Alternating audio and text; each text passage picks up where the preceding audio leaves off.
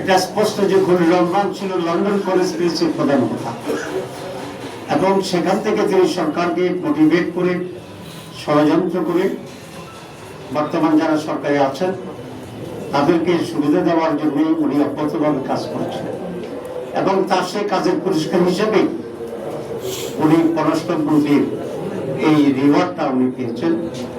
এতে আমি বিস্মিত হয়েছি বিএনপির ব্যাপারও, কারণ বিএনপি কি এতই তার লোকজনের সংকট আছে যে একজন বিতর্কিত ব্যক্তি যিনি ইন্ডিয়ান গভর্নমেন্টে থাকার সময় বিএনপি নেতা সালাউদ্দিন সাহেব তার বিরুদ্ধে বক্তব্য রেখেছিলেন এবং তাকে সরকারের থেকে বের করে দিতে বলেছিলেন।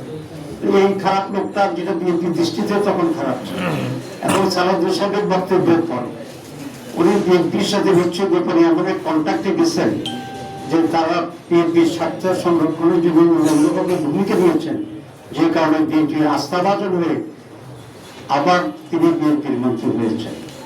কারণ নিশ্চয়ই বিএনপির সাথে ওনার এমন এক কমিটমেন্ট ছিল, বা ওনার সাথে বিএনপির এমন এক কমিটমেন্ট ছিল যে উনি যে গভর্নমেন্টের থেকে বিএনপিকে হেল্প করবে নির্বাচনে, আর বিএনপি সরকার গঠন করলে ওনাকে মন্ত্রী বানাবে।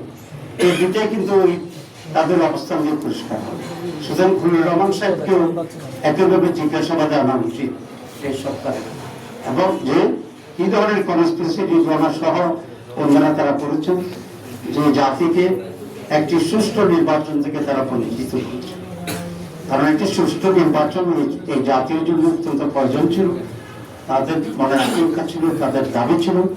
কারণ গত 56 বছরে এই জাতি কোনো নির্বাচন পায়নি।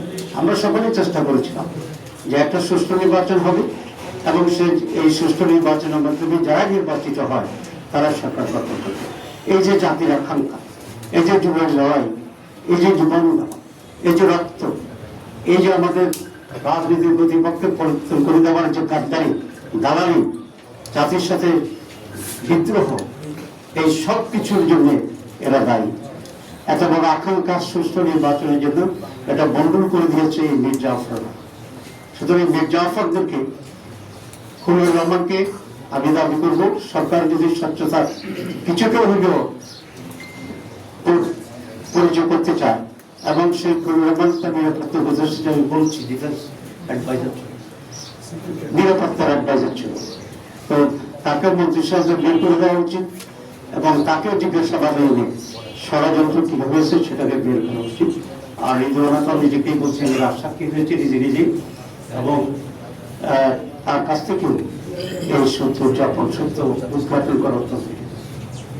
দ্বিতীয় যেটি সেটা হচ্ছে আপনারা জানেন যে নির্বাচনের দিন